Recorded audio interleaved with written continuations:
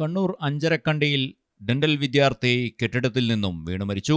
തിരുവനന്തപുരം സ്വദേശി നിതിൻ രാജാണ് മരണപ്പെട്ടത്. അസ്വാഭാവിക മരണത്തിന് കേസെടുത്ത് പോലീസ് അന്വേഷണം ആരംഭിച്ചു. കഴിഞ്ഞ ദിവസം ഉച്ചയ്ക്കാണ് സംഭവം. അഞ്ചരക്കണ്ടി മെഡിക്കൽ കോളേജിലെ 5 നില കെട്ടിടത്തിന് മുകളിൽ നിന്നാണ് 23-കാരൻ നിതിൻ താഴേക്ക് വീണത്. വീഴ്ചയിൽ ഗുരുതരമായി പരിക്കേറ്റ നിതിനെ അത്യാഹിത വിഭാഗത്തിൽ പ്രവേശിപ്പിച്ചെങ്കിലും മരണം സംഭവിച്ചു.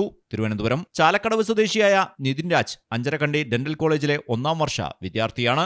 ആത്മഹത്യയാണെന്നാണ് പോലീസിന്റെ പ്രാഥമിക നിഗമനം. മരണകാരണം വ്യക്തമല്ല. ക്യാമ്പസിനകത്തെ ചില പ്രശ്നങ്ങൾ സുഹൃത്തുക്കളോട് പങ്കുവച്ചതായാണ് വിവരം. ഇക്കാര്യമടക്കം പോലീസ് അന്വേഷിക്കും.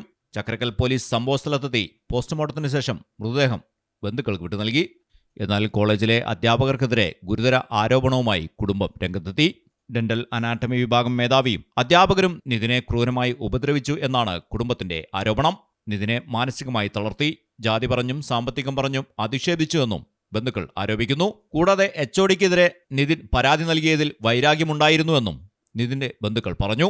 സീനിയർ വിദ്യാർത്ഥികൾ നിതിനെ റാഗ് ചെയ്തിരുന്നുവെന്നും നിതിൻ ഒരിക്കലും ആത്മഹത്യ ചെയ്യില്ല എന്നും കുടുംബം ആവർത്തിച്ചു. അതേസമയം ഇന്ന് അവധിക്ക് നാട്ടിൽ വരാനിരിക്കെയാണ് നിതിന്റെ മരണം. പെയിന്റിംഗ് തൊഴിലാളിയായ രാജന്റെയും ലതയുടെയും മകനാണ് Nithin. Malayalam television, Thiruvananthapuram. Coloring your dreams. TB Traders, Bypass Road, Puttanatani.